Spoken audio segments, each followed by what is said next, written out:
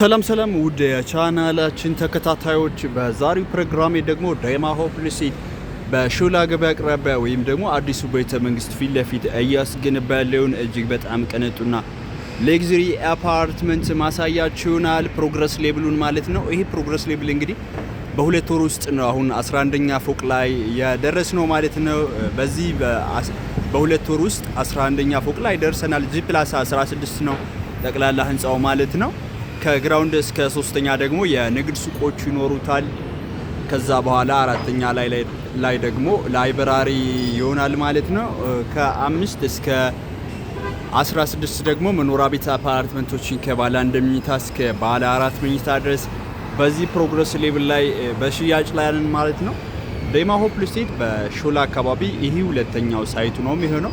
ሾላ ገበያ አቅራቢያ ወይም ደግሞ አዲሱ ቤተ መንግስት ፊት ለፊት ሾላ መብራቱ ላይ ነው የሚገኘው። ይሄ አፓርትመንት ከባለ 1 መኝታ እስከ ባለ 3 መኝታ ድረስ አፓርትመንቶችን ማግኘት ትችላላችሁ ማለት ነው።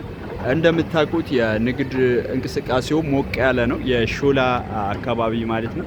ሾላ ከመርካቶ ቀጥሎ ትልቁን የንግድ እንቅስቃሴ የሚይዝ ሎኬሽን ነው አዲስ አበባ ውስጥ ማለት ነው።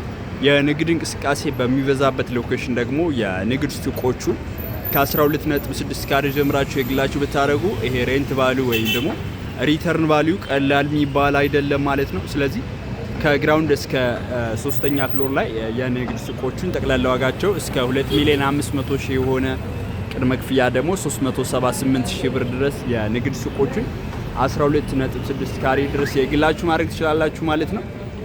እኔ ካሳሁን ነኝ የዳይማ ሆፕ ሪል የሽያጭ አማካሪ። መኖሪያ ቤቶቹን ደግሞ ስትፈልጉ በዚህ በመሀል ከተማ ወይም ደግሞ ጥሩ ሎኬሽን ላይ ያለ አፓርትመንት ነው። ባለ 1 መኝታ 77 ካሬ፣ ባለ 2 109 እና 108 የካሬ አማራጮች ይኖራሉ። እንዲሁም 114 ይኖራል። ባለ 3 መኝታ ደግሞ 157 ካሬ ሰራተኛ ክፍል ያለው ቤት ይኖራል ማለት ነው። እንግዲህ ይህ አፓርትመንት አሁን እንደምታዩት 11ኛ ፎቅ ላይ ነው ያለው። G+16 ነው።